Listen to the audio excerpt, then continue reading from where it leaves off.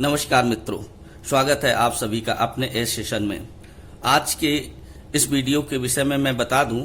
सुबह वीडियो डालने का एक कारण ये रहा कि 69,000 शिक्षक भर्ती से संबंधित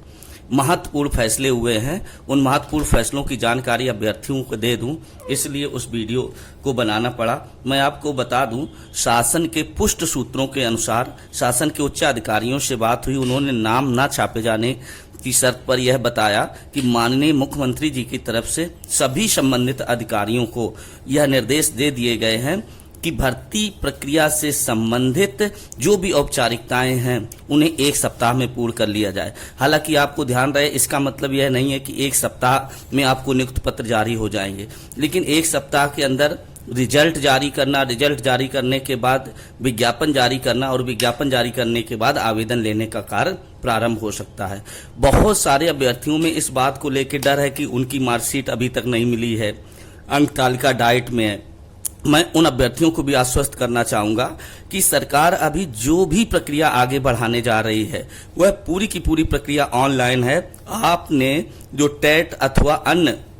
अंक तालिकाएं हैं जो आपके नेट पे पड़ी हुई हैं, आप उनके माध्यम से अपने अंक फिल कर सकते हैं। बाकी सारी जो ऑफलाइन प्रोसेस है वह ये लॉकडाउन खुलने के बाद होगी। रही बात आवेदन लेने की, सरकार आवेदन लेने के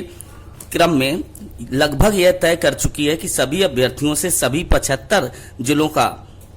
विकल्प लिया जाएगा और उन्हीं विकल्पों के आधार पर उनकी अपनी गुणवत्ता अंक के आधार पर उनको डिस्ट्रिक्ट आवंटित कर दिया जाएगा। हालांकि उनकी प्राथमिकता का ध्यान रखा जाएगा, लेकिन ज्यादा संभावना इसी बात की बताई जा रही है कि उनके जो गुणवत्ता अंक हैं उन गुणवत्ता अंकों के आधार पर उन्हें डिस्ट्रिक्ट आवंटित कर दिया जाएगा। गुणवत्ता अंकों का फार्मूला गवर्नमेंट पहले ही बता चुकी, आप सभी को मालूम है कि हाई स्कूल, इंटर, ग्रेजुएशन और बीएड अथवा बीटीसी तक 10% मार्क्स आपके लिए जाएंगे, जबकि शिक्षक भर्ती परीक्षा के 60% अंक आपके उसमें जुड़ेंगे। गुणवत्ता आप अपनी स्वयं कैलकुलेट करके बना ही चुके होंगे, आपने देख लिया आपका गुणांक क्या बन रहा है। इस संदर्भ में बता दूं कि जो आपका बेसिक शिक्षा विभाग है, बेसिक शिक्षा विभाग के माननीय मंत्री जी ने भी संबंधित अधिकारियों को निर्देश जारी कर दिए हैं कि तुरंत पॉलिसी बनाकर और तुरंत इसे आगे बढ़ाया जाए। संभावना यही व्यक्त की जा रही है कि आवेदन ऑनलाइन आएंगे और ऑनलाइन आवेदनों में कोई बहुत ज्यादा लंबी प्रक्रिया नहीं है, बहुत संक्षिप्त प्रक्रिया के तहत उन आवेदनों को पूर्ण करा के और इसके बाद काउंसलिंग भी ऑनलाइन करा लिया जाएगा। यहाँ पर मैं ये भी आपको बता दूं कि सब जो थोड़ा बहुत विलंब हो रहा है, उस विलंब का कारण यह है कि माननीय मुख्यमंत्री जी और विभागीय मंत्री जी दोनों लोगों की ओर से अधिकारियों को यह आगाह किया गया है कि विज्ञापित किए गए विज्ञापन में किसी प्रकार की कोई त्रुटि ना होने पाए। जैसा कि आप लोगों को याद होगा कि जब कोर्ट का निर्णय आया उसके बाद इन्होंने जो सबसे पहला निर्देश जारी किया उसमें लिप की त्रुटि हो गई और 90-97 अंकों की जगह दोनों जगह 97 अंक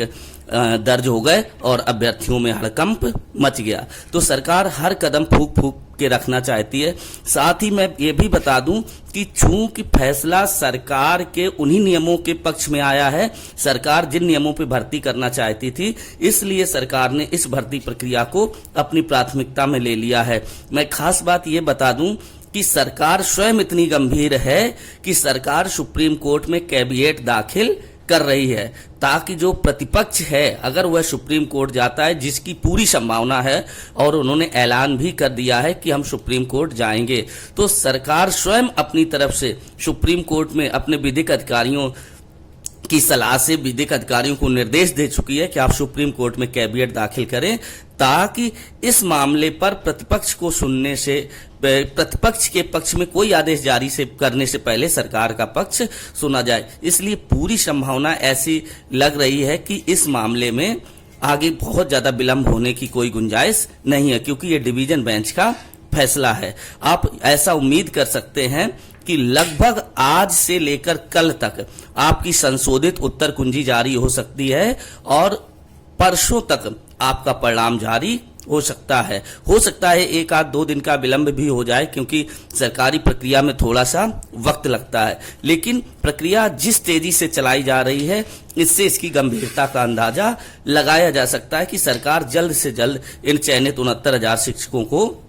नियुक्ति पत्र देना चाहती है। इसके साथ ही मैं आपको बता दूं, एक अंदर की रिपोर्ट वह ये भी है कि जो प्रतिपक्ष है, खासकर जिसमें हमारे शिक्षा मित्र बंधु हैं, सरकार उनके विकल्पों पर भी बड़ी गंभीरता से विचार कर रही है कि इनका मानदेय बढ़ाया जाए या किस दूसरी तरह से इनको सम्मान दिया जाए। इस बात पर भी सरकार गंभीरता से विचार कर रही है, और जैसे ही मामला समाप्त होगा उसके बाद इनसे संबंधित जरूर कोई ना कोई एक सकारात्मक निर्णय आने वाला है। इसलिए हम उम्मीद करते हैं कि हमारे जो शिक्षा मित्र बंधु हैं या अन्य बंधु हैं, वो भी संयम रखें, सरकार से विधिक तरीके से अपनी बात करें, और कानूनी पहलू उनके लिए खुले हैं, वो अपना कानून का सहारा लें। आप सभी को हमारी शुभकामनाएं। बहुत बहुत धन्यवाद।